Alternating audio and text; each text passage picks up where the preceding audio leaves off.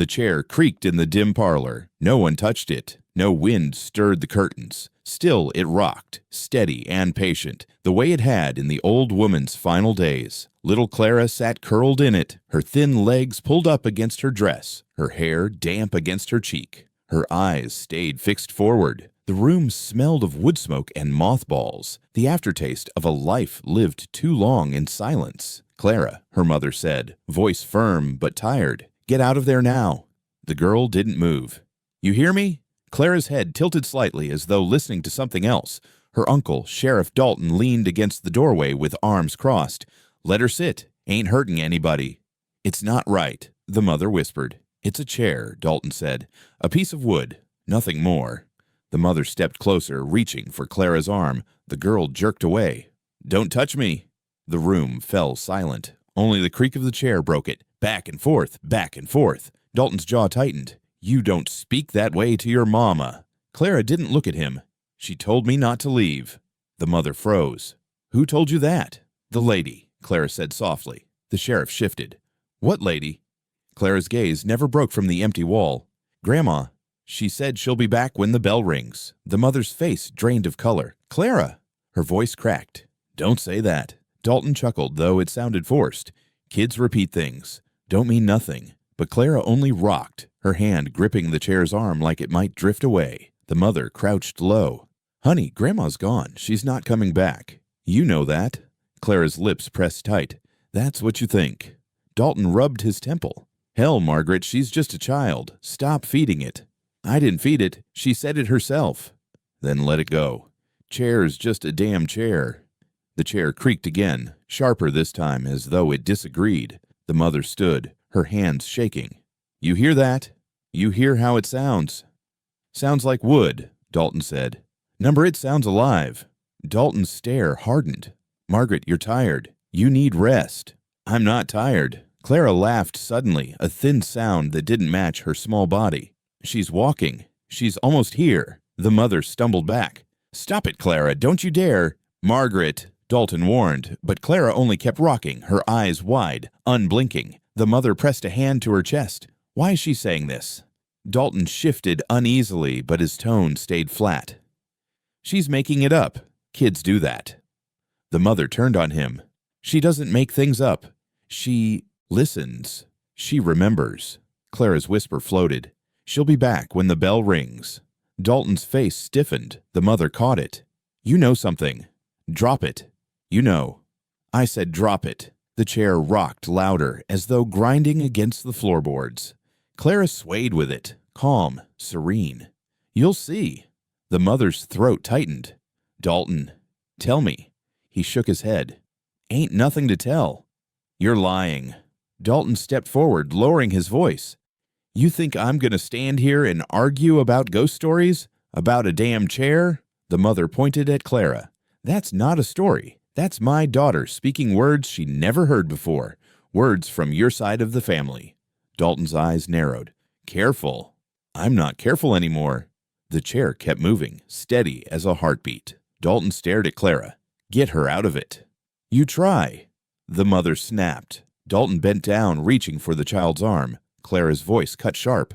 "Don't touch me." He froze. "You hear her." The mother whispered. Dalton stood, jaw clenched. "She needs a good night's sleep." "She needs the truth," the mother said. "The truth don't belong to children." The mother's eyes burned. "It belongs to all of us." Clara leaned forward, still rocking. "She's almost here." The words hung heavy, pressing against the walls. The mother's hand trembled at her side. "Dalton, why is she saying that?" His eyes flickered. He didn't answer. The chair creaked. The sound seemed louder now, echoing through the house. Clara hummed a tune, low and strange. The mother recognized it, the hymn sung at her own mother's burial. Her breath caught. "Where'd you hear that?" Clara smiled faintly. "She sang it to me." The mother turned to Dalton, panic in her eyes. "She sang it. How would she know?" Dalton stared at the floor. "Answer me." He didn't. The chair rocked harder. The hymn hummed again, soft as a lullaby. The mother pressed her palms to her face. "God help us." Clara tilted her head. "She doesn't need help. She's already here." The mother's hands fell. "Where?" Clara's gaze drifted toward the darkened hallway. Dalton's shoulders stiffened. He forced a laugh, hollow. There's no one there. The house groaned, wood shifting under its own weight. Clara whispered, "Listen." And they did. In the silence, the faint scrape of footsteps moved beyond the parlor door. Slow, dragging, deliberate. The mother's breath hitched. Dalton's hand dropped to his belt, fingers brushing the badge pinned there. The sound stopped. The chair rocked on.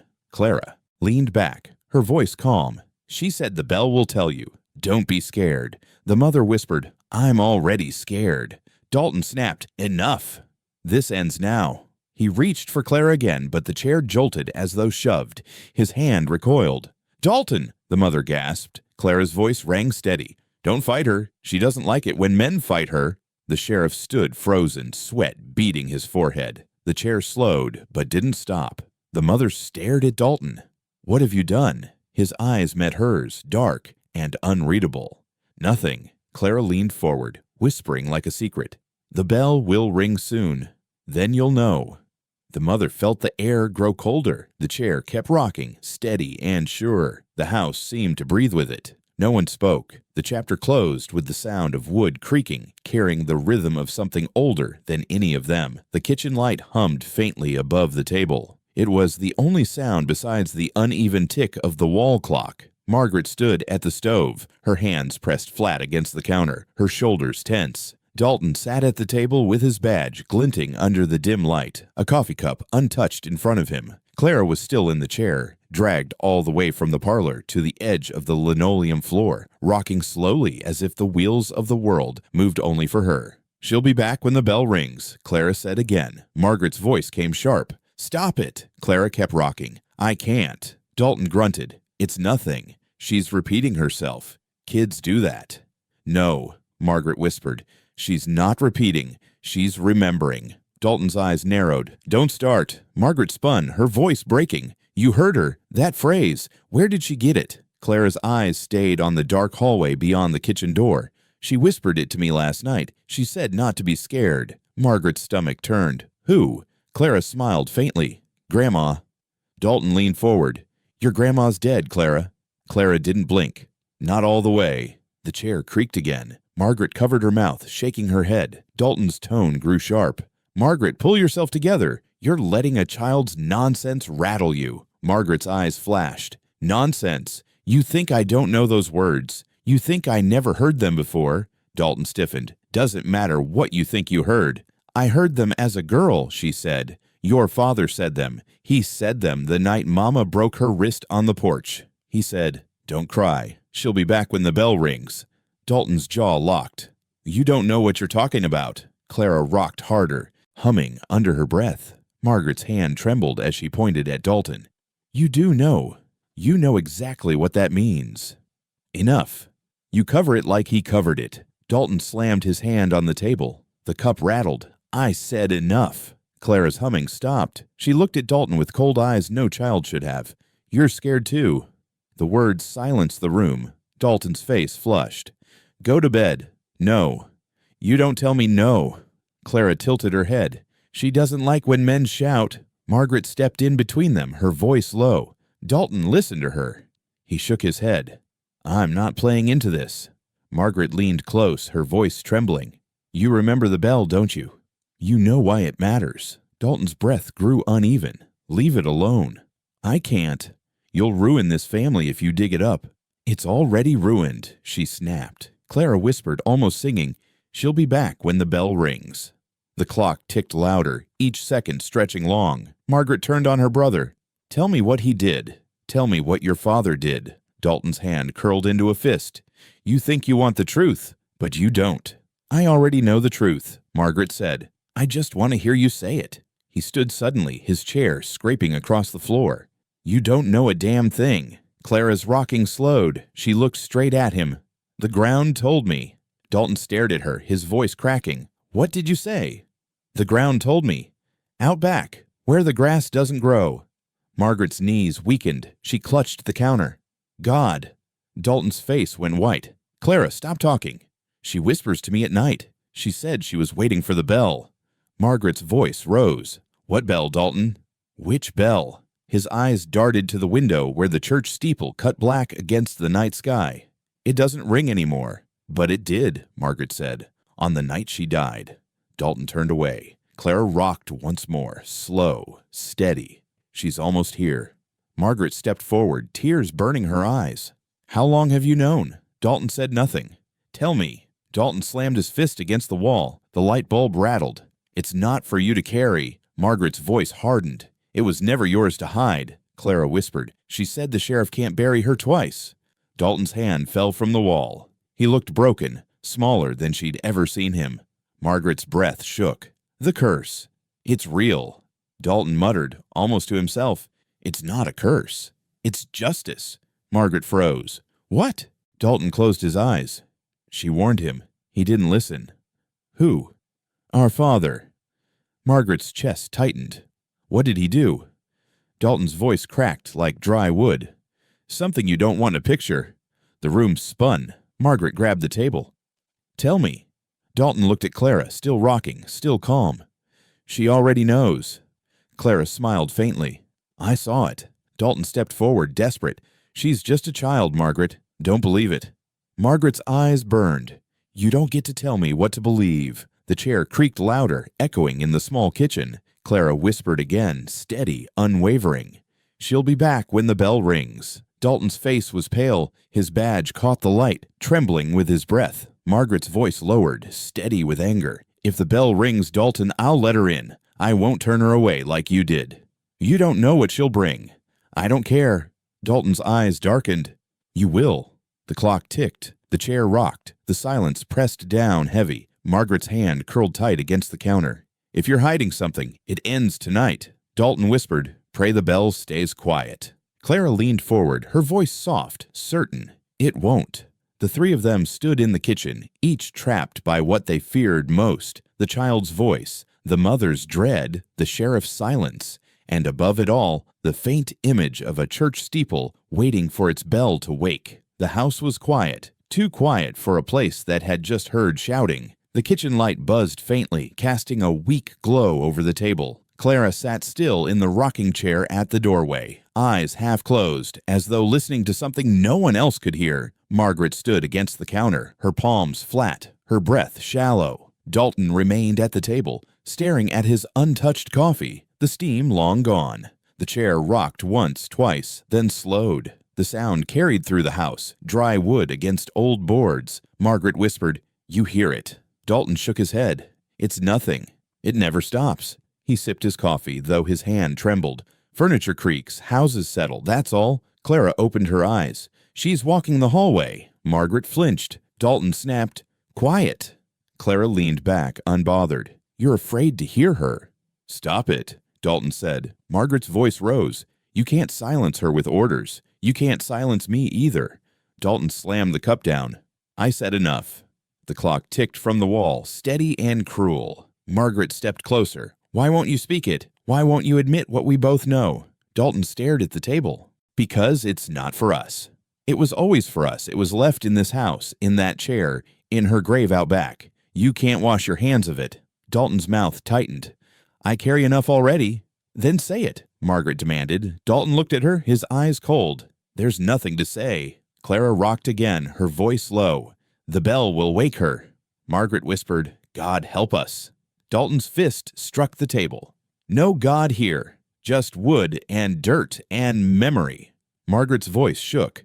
"Memory is worse than ghosts." Dalton leaned forward. "You think I don't know? I've carried silence my whole life. I watched him bury it. I watched him walk away like it meant nothing. And I learned." Margaret's breath caught. "So you learned to bury too?" His jaw worked. He didn't answer. Clara's whisper cut the silence. "The ground told me." Dalton shot her a glare. "Enough from you." "She told me," Clara continued. "She said the sheriff will fall quiet before the bell." Margaret's chest tightened. "Dalton, what does that mean?" Dalton stood abruptly, the chair legs scraping across the floor. "It means nothing. You're letting her twist you." "She's a child," Margaret snapped. "She doesn't twist. She repeats. She remembers." Dalton paced, his boots heavy on the tile. "You're feeding her stories whether you mean to or not." Margaret's eyes filled with fire. "Don't put this on me." Clara hummed the old hymn again, faint and steady. Margaret's voice softened. "That song. She never could have heard it. Dalton pressed a hand to his brow. You think songs can't linger. You think sound can't travel through walls, through graves, through time. Maybe it does, but it doesn't mean what you think. Then what does it mean? Dalton's voice dropped. It means silence is safer than truth. Margaret shook her head. Silence is what killed her. Dalton froze. You know it, Margaret whispered. You feel it every night when you lock your door and pray no one knocks. Dalton's eyes flickered toward the window, as if expecting a shadow. The chair rocked harder, wood groaning under Clara's small weight. She smiled faintly. She doesn't knock. Margaret felt her skin crawl. Then how does she come in? Clara's eyes gleamed. Through the bell. Dalton's breath hitched. Margaret saw it. There it is. The truth's in your face. He shook his head violently. You don't understand. Then make me. Dalton's voice broke. If I speak it, it makes it real. And once it's real, there's no putting it back. Margaret stepped closer, her voice sharp as a blade. It's already real. She's already here. The chair stopped suddenly, as though an unseen hand stilled it. The silence that followed was heavier than the sound had been. Clara whispered, She's listening. Dalton's hands trembled at his sides. Don't. Margaret turned to him, unrelenting. What did Father do? Dalton's chest heaved. Don't make me say it.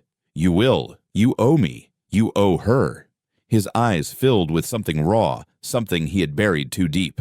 He promised her safety. He promised land, protection, peace. And when she crossed him, when she tried to break from his grip, he put her in the ground instead. Margaret's breath stopped. Dalton's voice cracked. And I stood there. I was a boy, but I saw. I watched him cover the dirt. I listened to the bell toll that night, toll when no rope pulled it, and I swore I'd never tell. Margaret's face was wet with tears. And you became sheriff. Dalton lowered his head. I carried his silence. I wore it like a badge. Clara whispered, Badges break. Dalton turned to her, his face pale. Margaret spoke through her tears. You thought silence would protect you, but silence belongs to her now. Every word you refuse to say, she speaks through Clara. Dalton's voice was hoarse. Then she's cursed the child. No, Margaret said. She's freed her. The chair began rocking again, slow and steady, as though agreeing. Dalton backed toward the door. You don't know what you're inviting. Margaret's voice steadied, stronger now. I know enough. I know silence ends tonight. Dalton gripped the doorframe, his knuckles white. The rocking filled the room, louder, sharper, like a heartbeat growing near. He looked at Clara, at Margaret, at the house itself. His lips parted as if to speak, but no sound came. The sheriff's silence had finally arrived. The light flickered above them, and the chair did not stop. The storm outside had moved on, but the house still held the weight of it. Margaret waited until Clara was asleep on the couch. The rocking chair pulled close by her request, creaking softly as though it rocked itself. Dalton had left without a word. His silence still hung in the air. Margaret walked the hall with a lamp in her hand. Her steps careful, like every board might shout back at her. She found herself in her mother's old room, the air heavy with dust and cedar. The trunk sat at the foot of the bed, black iron hinges, the smell of old paper and locked memories. She hadn't opened it since the funeral. She dropped to her knees and ran her fingers across the lid. Her voice was low.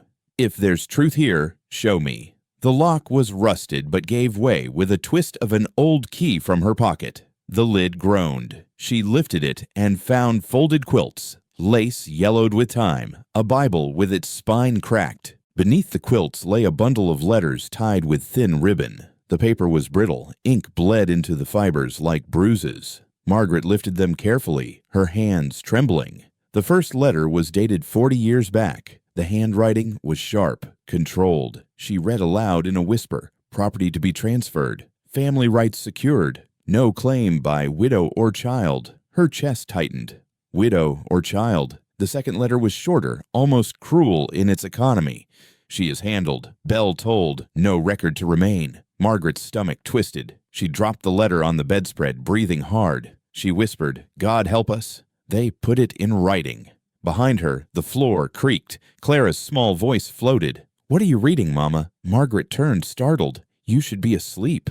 I couldn't. Clara stepped into the room, her eyes wide. I heard her call. Margaret clutched the bundle. These aren't for you. Clara's gaze drifted to the trunk. She said you'd find her words. Margaret shook her head. Number, these aren't her words. These are men's lies. Clara tilted her head. She said men lie. Paper doesn't. Margaret felt the sting of tears. Baby, you don't understand. I do, Clara said simply. That's why she chose me. Margaret pressed the letters to her chest, her hands shaking. What did she tell you? That the land was hers. That he took it. That you're standing on ground that belongs to her blood, not his. Margaret whispered, Our Father. Clara nodded. He gave it away like it was nothing, promised it to his friends, promised it to the men who helped bury her. Margaret sat heavily on the bed. How do you know? She told me in the rocking. Every night she rocks and she whispers. She says the sheriff's badge is nothing but a coin paid for silence. Margaret felt the air leave her lungs. Clara stepped closer, eyes on the letters. Is that what those say? Margaret unfolded another. The words blurred, but she forced herself to read. Agreed upon. In exchange for silence. 1 tract of land by the river. 1 promise of protection by law. She dropped it, shaking her head. It's all here. Every betrayal. Every bribe. Clara whispered, Now you see why the bell must ring. Margaret looked at her daughter. Why you? Why not me? She says mothers carry grief. Daughters carry fire. The words cut deep. Margaret gathered the bundle and stuffed it back in the trunk, slamming the lid. No, she said. You won't carry this. I will. Clara shook her head. It's too heavy for you. That's why it came to me. Margaret grabbed her shoulders. You're a child. Clara's eyes didn't flinch. She was too, when he first touched what wasn't his. She was no older than me. Margaret froze, her hands trembling on her daughter's shoulders. She whispered, Don't say that. Clara's voice cracked. She made me say it. Margaret pulled her close, tears spilling. God, forgive us. From the hallway came a sudden creak. Dalton's voice carried low. You shouldn't have opened that trunk. Margaret spun. Clara still clutched tight. Dalton stood in the doorway, his face shadowed. Margaret's voice was sharp. You knew. Dalton didn't move. I told you silence was safer. You knew it was written. You knew it was all in here. His jaw tightened. I burned what I could. Must have missed some. You tried to erase her. I tried to keep you safe. Clara stepped forward, her small voice cutting the room. You lied. Dalton's eyes flicked to her. Little girls shouldn't read things they can't understand. She understands better than you ever did, Margaret snapped. Dalton took a slow step in. You don't know the cost of dragging this into daylight. I know the cost of silence, Margaret said. I watched it kill her. I watched it rot this family from the inside. Dalton's voice rose. You think you can fight what's been set in stone for 40 years? Margaret held the letters tight against her chest. Stone cracks. Paper burns. But the truth doesn't die. Dalton's face hardened. That truth will bury you, Margaret, and it'll bury the girl, too. Clara whispered, She says we're already buried. The room fell silent. Margaret's voice shook, but held firm. If you want this silence to last, you'll have to kill me like he killed her. Dalton's face twisted with something between rage and grief. His hand brushed the badge at his chest. The rocking chair in the parlor creaked loud, echoing into the room like a warning. Clara whispered, She's listening. Dalton's breath faltered. He stepped back, eyes darting toward the sound. Margaret clutched Clara tight, the letters pressed between them like a shield. She'll be back when the bell rings, Clara said softly. Dalton froze, sweat beading on his brow. Margaret's voice cut the silence. Then let it ring. The chair creaked again, steady and patient. The trunk sat open, letters exposed to the dim light. Dalton's silence filled the doorway. But the truth was already loose. The house was dark, every lamp turned off except the one flickering in the parlor. Margaret sat on the couch, the letters piled beside her, her hands clasped tight in her lap. Clara was in the rocking chair, awake though her eyes looked heavy, her small body swaying with the wood's slow rhythm. Dalton hadn't returned since the trunk was opened. His absence weighed, heavier than his presence ever had. The clock on the mantel ticked toward midnight. Margaret kept her eyes on it, every second stretching long. Her heart thudded in rhythm too loud for her own chest. She whispered, Please stay quiet. Please stay quiet. Clara's voice floated. It won't. Margaret looked at her. Don't. Clara smiled faintly. She told me. Margaret leaned forward, desperate. She's not here.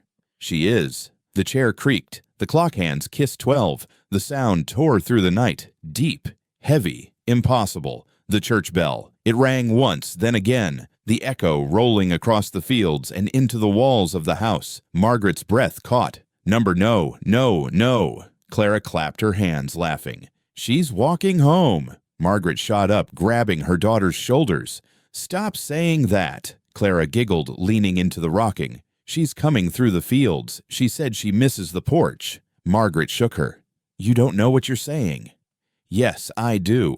The bell tolled again, louder this time, as though the air itself shuddered. Margaret turned toward the window. The church stood half a mile down the road, its bell tower long dead, rope cut years ago. Yet the sound rolled like thunder, clear, undeniable. Her voice cracked. It's not real, Clara whispered. It's more real than us. The fourth toll rattled the glass in the panes. Margaret dropped to her knees, covering her ears.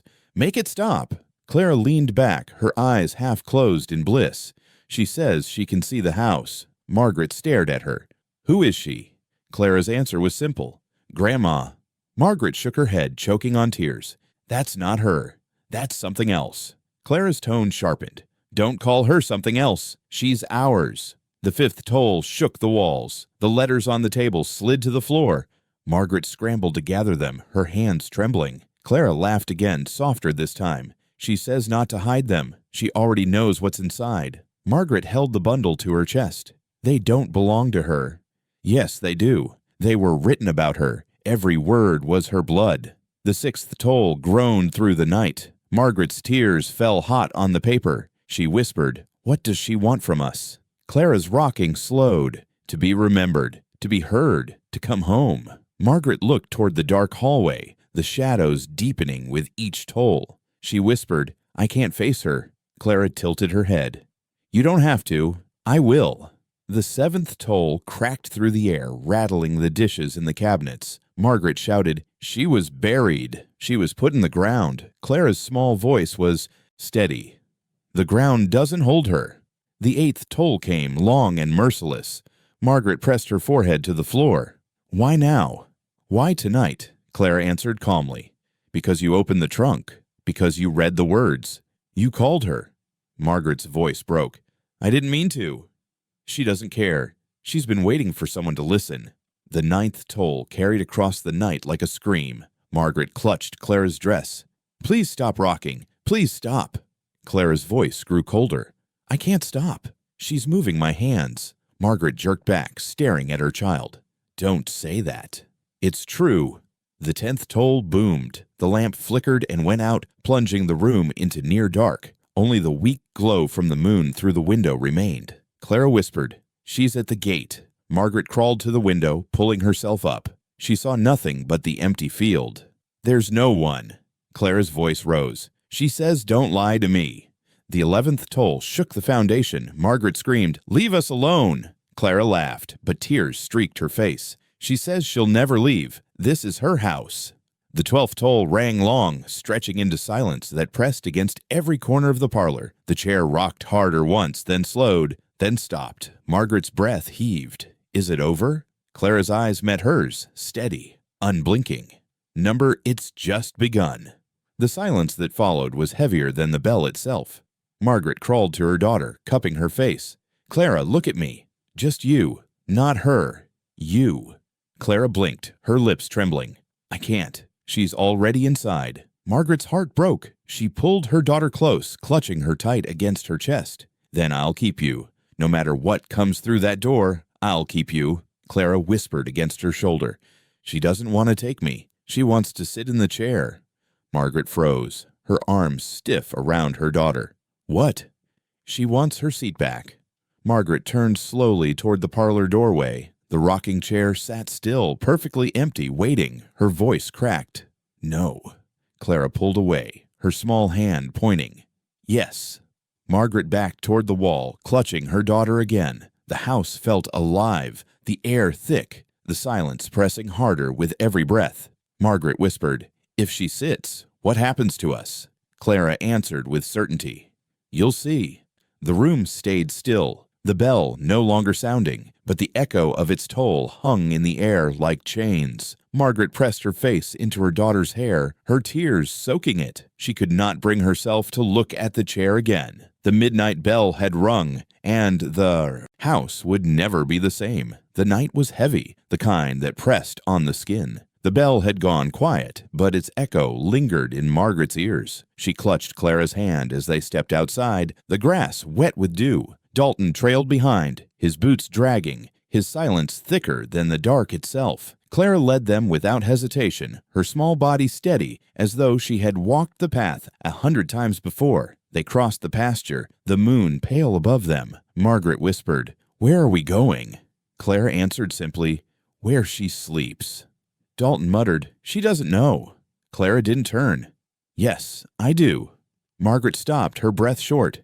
"Dalton, tell me." He shook his head. "Don't follow her." But Clara pulled her mother's hand forward. "This way." The grass thinned as they reached the far fence line. A patch of ground lay bare, the soil darker, lifeless. No growth upon it. Clara pointed. "Here." Margaret's knees weakened. "Oh, God!" Dalton's voice came sharp. "It's nothing. Just dirt." Margaret rounded on him. "Then why is it bare?" "Ground goes bad sometimes." "No." Margaret snapped. "It's a grave." Clara knelt, placing her hand on the soil. "She's here." Margaret dropped beside her. The earth smelled rich and damp, too soft for ground left untouched for decades. She whispered, "How long?" Dalton's jaw clenched. "Don't." "How long?" she demanded. He turned away. Margaret stood, rage boiling. "You watched him bury her here." Dalton's shoulders tensed. "I was a boy." "You knew," Margaret cried. "All these years you knew." Dalton spun, his voice loud. "And what was I supposed to do? He was my father. He was sheriff. His word was law." Margaret's tears burned. Law built on murder. Dalton's face twisted. "You think I don't carry it? Every day of my life I carried it." Clara's small voice cut through. "You carried silence, not her." Dalton turned on her, his voice cracking. "You don't understand." Clara met his stare without fear. "I understand better than you. She tells me everything." Dalton's face went pale. He backed a step. "She can't." "She does." Clara pressed her hand into the dirt. "She says you turned your back." Dalton's chest heaved. "Stop." "She says you let him do it." Dalton shouted, "Enough!" Margaret stepped between them. "Don't you raise your voice at her." Dalton's eyes burned. "She's filling that child with poison." "No." Margaret said, "She's freeing her with truth." Dalton's hand shook as it brushed the badge on his chest. "Truth destroys." Margaret glared, then let it. The silence between them stretched long until Clara whispered, "She's rising."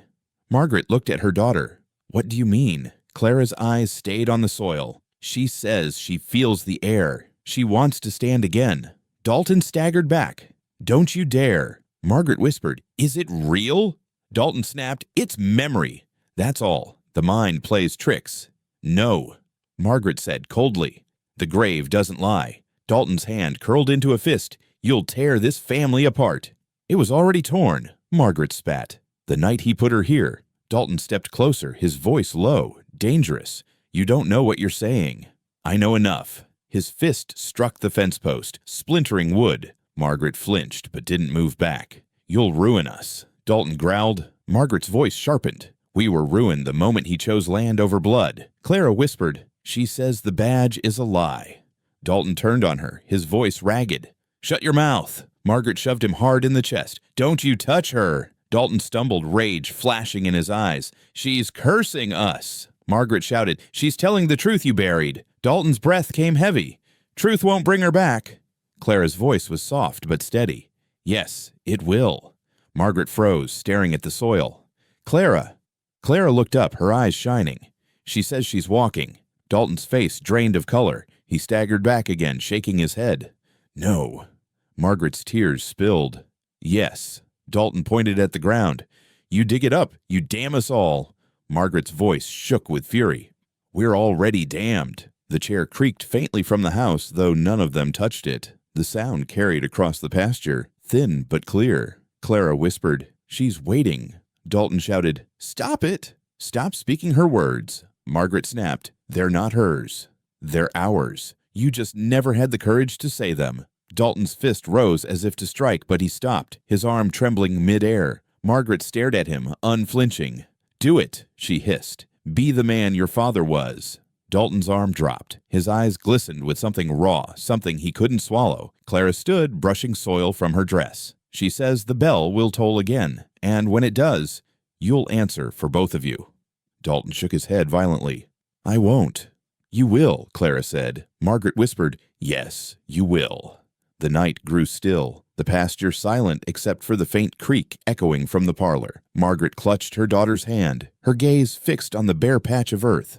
Dalton stood broken against the fence, silence choking him. The grave lay open to the night, not in body, but in memory, and memory was enough. The truth was out. The ground itself seemed to breathe. The air turned sharp before anyone noticed the flame. Margaret smelled it first, a bitter tang in the night wind. She froze in the pasture, her hand still locked around Clara's, her eyes darting toward the house. A faint orange glow flickered along the far fence line. Dalton muttered, "What now?" Clara whispered, "She's waking the ground." Margaret's voice rose, "Fire! Dalton, the field's on fire." They ran toward it, the grass crackling beneath their boots. The blaze spread fast, curling through the dry stalks, flames snapping like teeth. The glow lit Dalton's badge and Margaret's face, both twisted in fear. Clara broke free of her mother's hand and ran toward the house.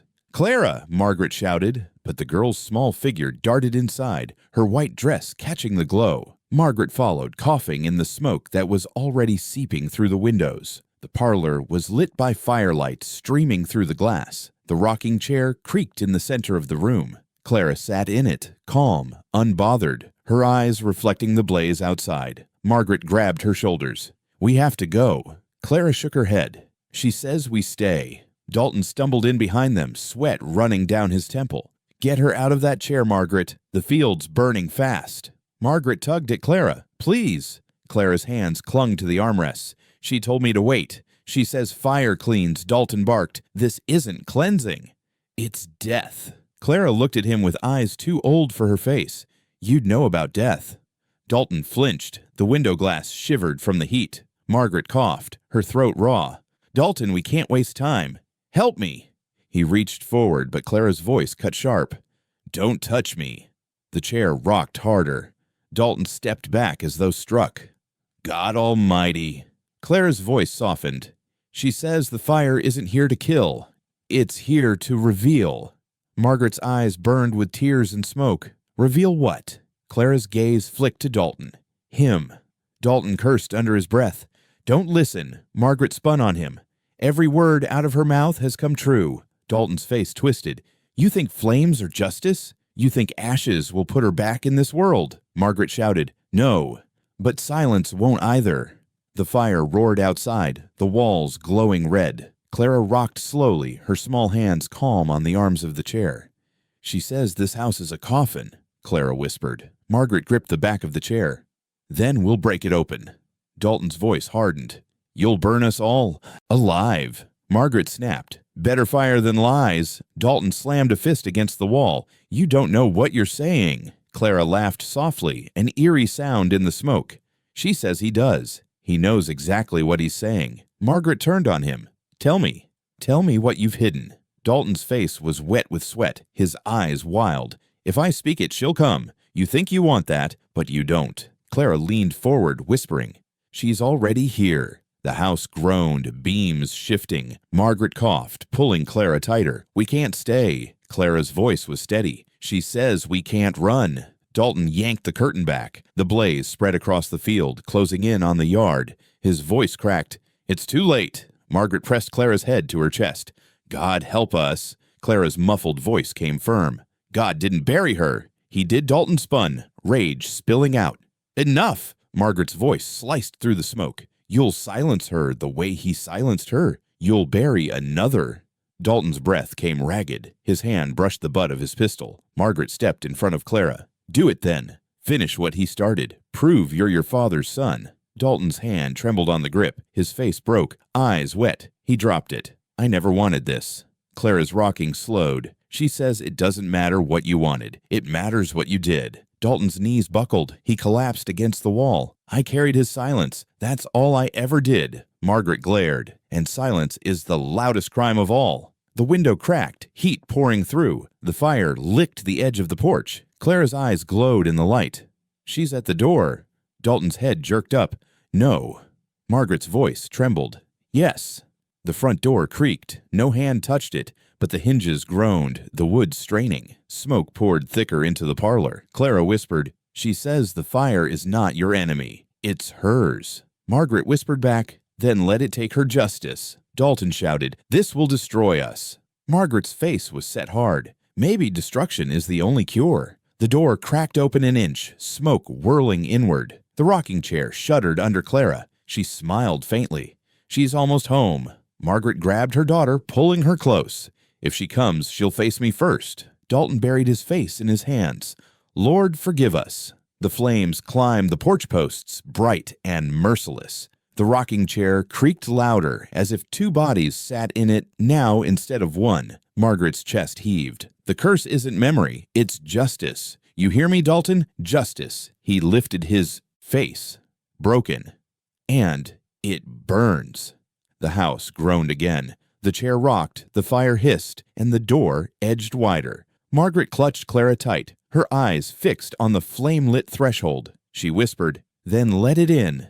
The blaze outside roared, alive, unrelenting. Smoke filled the parlor. The chair never stopped moving. The fire died with the sunrise, leaving only blackened grass along the pasture and smoke curling faintly from the porch posts. Margaret stood on the steps with Clara at her side. Dalton sat slumped near the barn, eyes red, badge hanging loose on his chest. The air smelled of ash and old secrets. By noon, the sound of tires crunching on gravel carried across the yard. A polished black car rolled up the drive, too clean for this dirt road. Margaret straightened, shielding Clara behind her. The car door opened, and out stepped the governor. His suit looked wrong in the heat, but his face carried authority, the kind that had ruled these hills longer than any badge. Dalton staggered to his feet.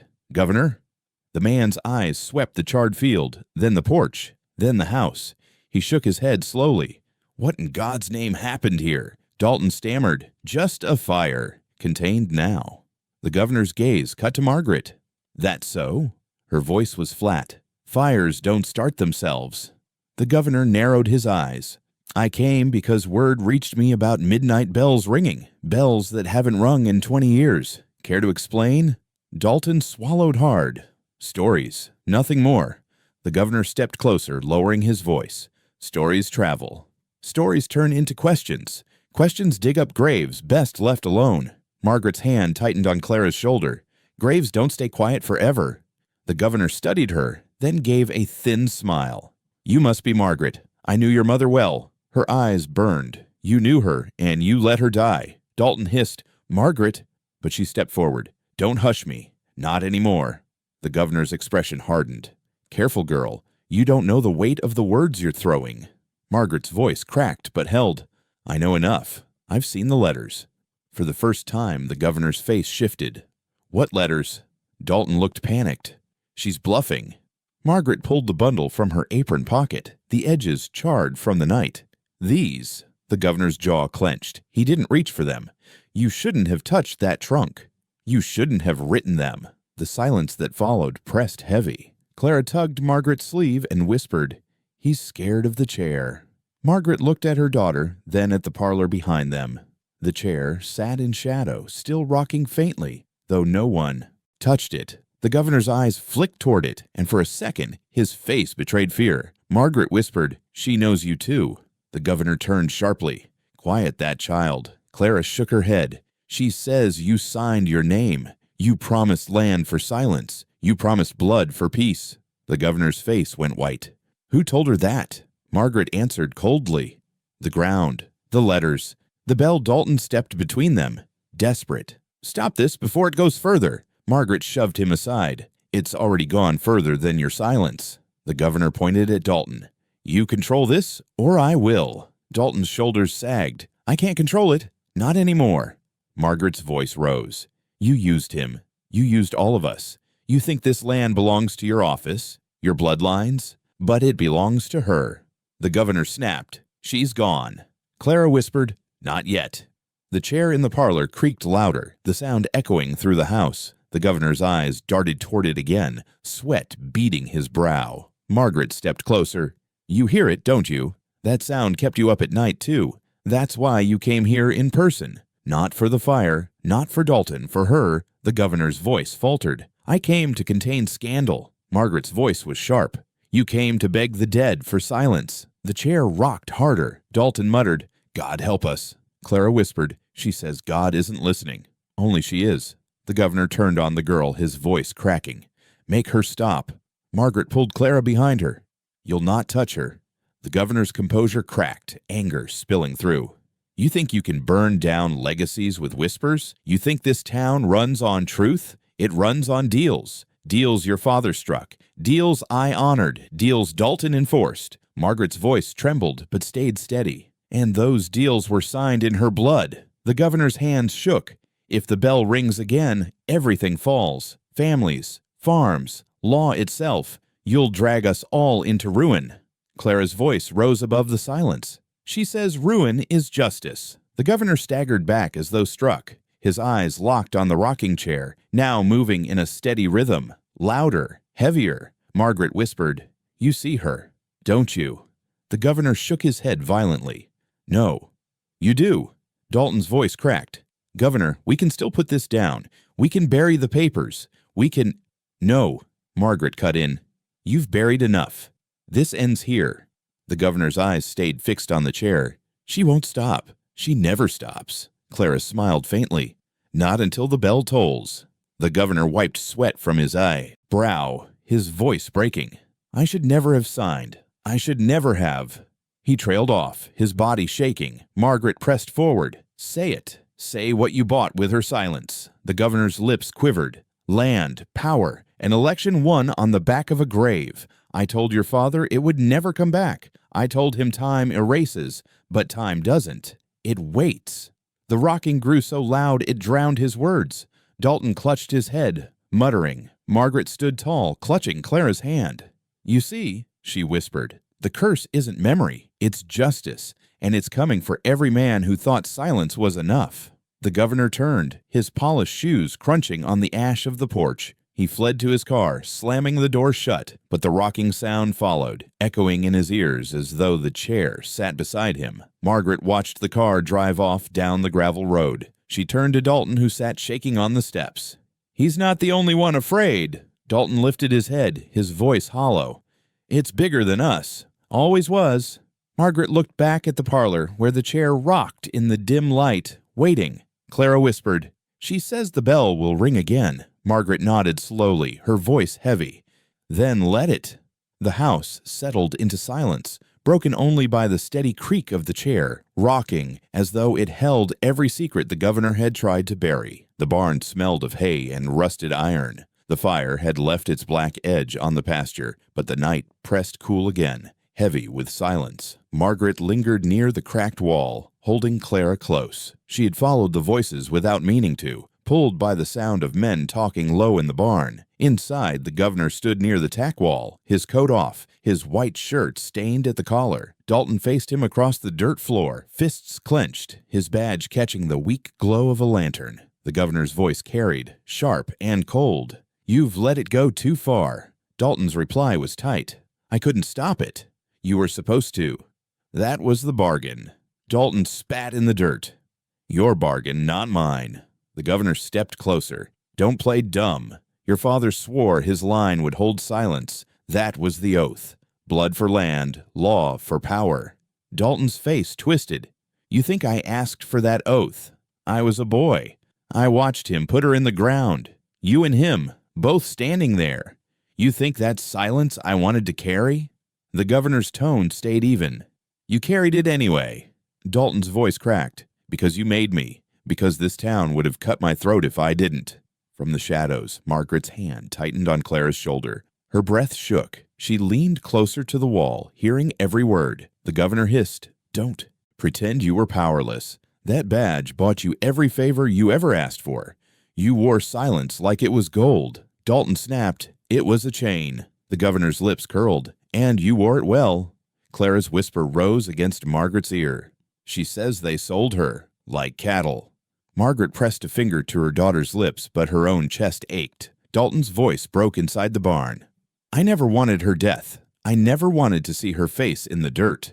The governor stepped closer, his words harsh. But you wanted the land. You wanted your father's name untouched. Don't act clean now.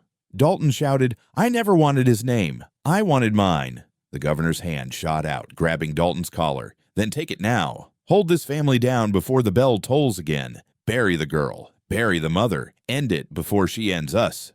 Dalton shoved him back, his face white. You're insane. No, the governor growled. I'm alive, and I mean to stay that way. Margaret's stomach churned. Her knees trembled, but she kept listening. Dalton's voice fell, hoarse. You don't understand. The fire, the bell, the chair. It's not tricks. It's her. She's walking. The governor's eyes narrowed. Then stop her walk. I can't. You can, the governor snapped, or you'll hang with her. Clara whispered in the dark, her voice cold. They promised her grave. They promised each other silence. Margaret whispered back, I know, baby. I know. The governor's voice filled the barn again. If the truth comes out, everything unravels. Do you understand? My office, the courts, the banks, your badge, every acre your family touched. It all burns. Dalton's voice broke. Maybe it should. The governor slapped him, the sound sharp in the still barn. Dalton staggered but didn't strike back. You're weak, the governor said. Your father was strong. He knew how to end problems. You're nothing but his shadow. Dalton's hands shook. His face glistened with tears. Strong. You call burying a woman strong? The governor sneered. I call it necessary. Dalton's voice thundered. It was murder. The word echoed through the barn. Margaret gasped softly, hand over her mouth. Clara's eyes shone, unblinking. The governor leaned close, his voice low and deadly. Say that again, and you'll wish you were in the ground with her. Dalton's eyes burned. Murder. The governor's hand went to his coat pocket. Dalton's went to his belt. For a moment, silence filled the barn except for the creak of old beams. Clara whispered, She says they'll kill each other before they ever face her. Margaret's heart pounded. She pulled Clara closer, but her feet wouldn't move. Dalton dropped his hand first, voice broken. I'm done carrying your oath. Let her come. Let her tear it all apart. The governor's eyes narrowed to slits. You'll regret that. Dalton laughed bitterly. I regret every day since I watched him shovel that dirt. The governor stepped back, collecting himself. If you won't hold the silence, I'll find someone who will. Dalton wiped his face with his sleeve. Too late. The silence is already gone.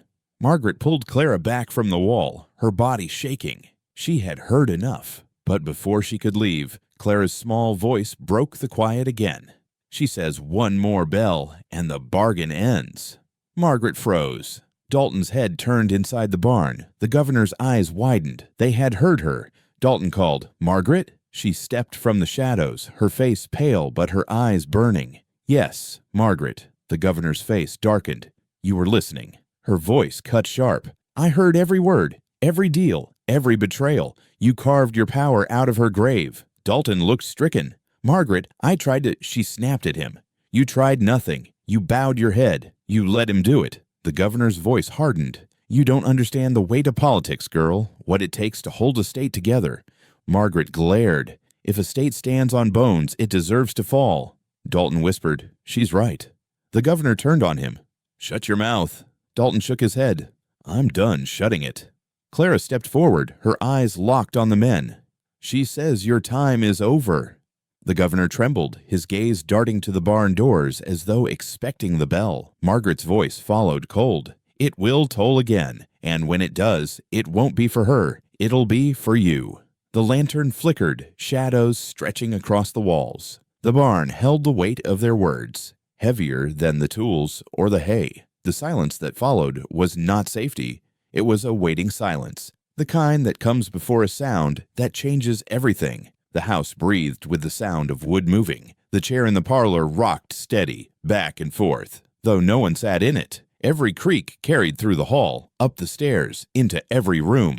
Margaret lay awake on the couch, eyes open, watching shadows shift across the ceiling. Clara slept curled beside her, but even in sleep her lips moved, whispering words Margaret couldn't hear. Dalton sat in the kitchen, a bottle half drained in front of him, his badge tossed on the table. He stared at the wall, flinching with every creak of the chair. The sound was relentless, a pulse that wouldn't die. Margaret rose quietly, pulling a quilt over Clara. She stepped into the hall. The rocking grew louder the closer she moved. The parlor glowed with weak moonlight through the window. The chair rocked as though guided by an unseen hand. Margaret stopped in the doorway. Her breath caught. She whispered, "What do you want?" The chair rocked harder, as if answering. Behind her, Dalton's voice broke the silence. "Don't talk to it." She turned. He stood in the hall, his face pale, bottle still in his hand. Margaret's voice was sharp. "You hear it too." "Of course I hear it," Dalton muttered. "I've heard it every night since I was 12. Margaret's chest tightened. "And you stayed silent." Dalton's jaw worked. "Silence kept me alive." "No," she said. It kept her buried. The chair creaked again, louder, the sound filling the room like breath. Clara's small voice floated from the couch. "She's almost here." Margaret froze. "Clara!" The girl sat up, her eyes wide but dreamy, as though still half in sleep. She pointed toward the rocking chair. "She says the dirt is thin now." "She's close." Dalton swore under his breath. "Stop it." Clara stood, walking barefoot across the floor. Margaret reached for her, but Clara slipped past, moving straight to the chair. The rocking slowed as the girl approached, then steadied again when she placed her hand on the armrest. "She says she's tired," Clara whispered. "She says she wants to sit." Margaret's throat tightened. "Then let me face her first." Dalton snapped, "You can't face her." "None of us can." Margaret turned on him. "We will." The chair shuddered once under Clara's hand. The sound stretched long, like a groan from the house itself. Clara's voice deepened, strange and steady. "She says the sheriff will answer first." Dalton stepped back, fear flashing in his eyes. "No." "Yes," Clara whispered. "She says your silence was worse than his shovel." Dalton shook his head violently. "I was a boy. I couldn't stop him." Margaret's voice cut sharp. "But you could have spoken. You could have told me. You could have told anyone." Dalton's eyes glistened. "And hang for it. Lose everything." Margaret spat. "You lost everything anyway. Look at you." The chair creaked. Faster now. Clara swayed with it, her hand never leaving the wood. "She says the bell will toll soon." Margaret stepped closer, trembling. "And when it does?" Clara looked up at her mother, her small face lit by moonlight. "She'll walk through the door." Dalton's voice cracked. "God help us." Clara shook her head. "He won't. Only she will." The house groaned. A gust of cold air swept through the parlor, rattling the window panes. The lamp on the mantel flickered, though no flame touched it. Margaret held her ground. She whispered, "If she comes, I'll face her. I won't hide like you." Dalton's voice was hoarse. "You don't know what she'll take from you." Margaret's jaw clenched. "She already took everything." The rocking slowed again, each creak drawn out, heavier. Clara climbed into the chair, curling into its arms. The chair rocked smooth beneath her, as though cradling her. "Clara, no," Margaret gasped. The girl looked calm, her voice almost tender. "She says don't be afraid. She says you'll see her face soon." Margaret's heart pounded. She reached for her daughter, but her hand hovered in the air, unable to touch the chair. Dalton's voice trembled. Don't pull her away. You'll anger it." Margaret spun on him. "It's not an it. It's her." Dalton slammed the bottle on the table, glass shattering. "It's a curse." Margaret's eyes burned. "It's justice." Clara rocked gently, her eyes closing. "She says the truth will burn brighter than fire. She says you'll hear her steps before you see her." Margaret whispered, "When?" Clara's lips curved in a faint smile. "Soon." The chair creaked once more, then steadied into a rhythm like a lullaby. Margaret sank to her knees, staring at her daughter, at the chair, at the space that felt no longer empty. Dalton backed into the hall, his face pale. "I can't stay for this." Margaret's voice was steel. "Then leave. You've always left." He opened his mouth, but no words came. He turned and stumbled into the night. Margaret pressed her forehead to the floor. Her tears fell onto the boards, soaking them. The rocking never slowed. It kept time with her grief, her fury, her resolve. Clara whispered, eyes still closed. "She says you're ready now." Margaret lifted her head. "Ready for what?" The girl didn't answer. The chair rocked. The house breathed. The silence thickened. Margaret rose slowly, standing before the chair. Her voice was quiet but firm. Then come. If you're almost here, come. Don't hide in wood and whispers. Show me. The chair rocked harder as though laughing. The wind outside picked up, rattling the roof. Clara's eyes flicked open, but they weren't her eyes anymore. They held something older, something broken and furious. Margaret didn't step back. She planted her feet, staring into them. You want me? Then face me. The rocking grew so loud it drowned every other sound. Margaret's tears burned down her cheeks, but her voice rose above it. I won't run. I won't hide. I'm not my father, and I'm not my brother. I am her blood, and I'm waiting. The chair rocked, steady and merciless. Clara smiled faintly, her voice carrying words that were not hers. Then you'll see me when the bell tolls. Margaret's chest heaved. She whispered through clenched teeth, I'll be here. The house stilled for a breath, but the rocking never stopped. The night settled thick around the house. Margaret stood in the parlor, her hand resting on the back of the rocking chair. Clara sat in it, eyes half closed, whispering words that weren't hers. The air smelled of smoke, though no fire burned nearby. Every sound had stilled except for the chair's creak. Dalton paced near the doorway, his face pale, his badge swinging loose on his chest. She can't come here. She can't. Clara's lips curved faintly. She says she's already here. Dalton shook his head, almost pleading. Number don't say that. Margaret's voice was sharp.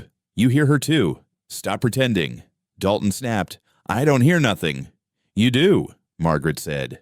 You've heard her your whole life. The chair rocked harder, wood scraping against the floor. Clara whispered, She says the bell will tell you. Any moment now. Dalton grabbed the frame of the door like he needed it to stand.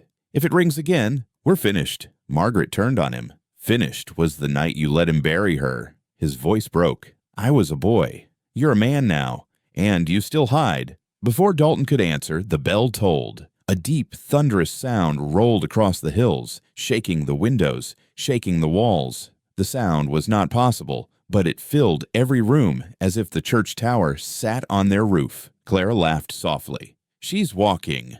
Dalton's knees buckled. He fell to the floor, clutching his chest. No, God, no.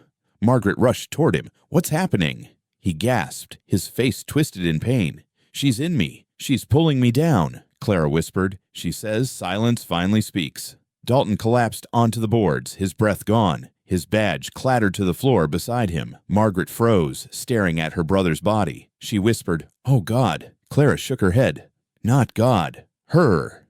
The bell tolled again, louder, heavier. The front door banged open. The governor stumbled in, his face drenched in sweat, his coat thrown over one shoulder. He shouted above the sound, Make it stop! Do something! Margaret's voice was cold. You came back. He staggered closer, pointing at the chair.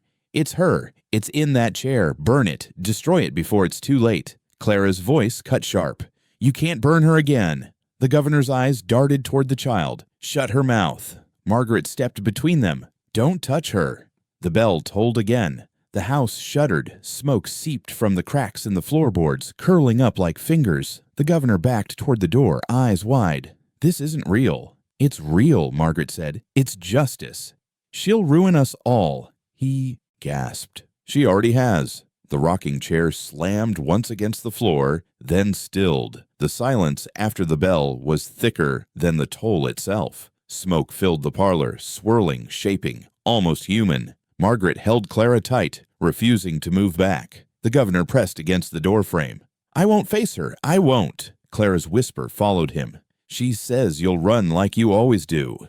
He turned and fled, his footsteps pounding across the porch. A car engine roared to life outside, tires spitting gravel. Then silence again, broken only by the settling of smoke. Margaret stood her ground. Come then. If you're here, show yourself. The smoke thickened, rising taller, forming the faint outline of a woman. The room grew colder. The chair rocked once more, though Clara no longer touched it. Clara smiled faintly. She says she remembers you, Mama. Margaret's tears burned. I remember her, too. The shape leaned forward, closer, but no words came. Only silence, heavy and absolute. Margaret swallowed hard. If you want vengeance, take me. Leave the child. Clara's voice was soft. She says she doesn't want vengeance. She wants to be seen. Margaret trembled. Then I see you. I see everything they buried, and I won't turn away again." The rocking slowed, the smoke settling like breath exhaled. Dalton's body lay still on the floor, the badge glinting beside him. Outside, the night had fallen quiet. No wind, no crickets, just the memory of the bell. Margaret whispered into the silence, "You're home now." Clara leaned her head against her mother's side, her eyes closing in peace. "She says thank you." Margaret stroked her daughter's hair, her gaze fixed on the chair that rocked slower, but never stopped. The porch boards groaned before the knock ever came. Margaret stood frozen in the parlor, Clara still in the rocking chair, her small hand gripping the armrest. The smoke from the floorboards had thinned, leaving only the faintest haze, but the air carried a weight that bent the walls inward. The first step landed outside, slow, deliberate, then another. Margaret felt each one in her chest. Clara smiled faintly. "She's here." Margaret whispered, "Don't open the door." Clara's eyes stayed fixed forward. "She doesn't knock." The front door creaked. The latch turned by itself. The door opened and cold air swept in, carrying the smell of earth and iron. Margaret's throat closed. "God." Clara rose from the chair. Her voice was calm. Number, not God. The figure stepped inside. A woman draped in shadow, her shape flickering with smoke and silence. She didn't speak. She didn't need to. The house bent around her presence. Clara walked toward her, barefoot on the boards. Margaret reached out. "Clara, no." The girl turned. "She says it's all right. She says she's home." The woman's face shifted in the dim light, familiar yet ruined, a reflection of every story buried in the dirt. Margaret's knees weakened. "Mama!" The figure tilted her head, as if remembering. Margaret's tears blurred her sight. Clara stepped aside, pointing back at the chair. "She says she's tired. She wants to sit." The rocking chair stilled as though waiting. Margaret's heart pounded. "If she sits, what happens to us?" Clara answered without pause.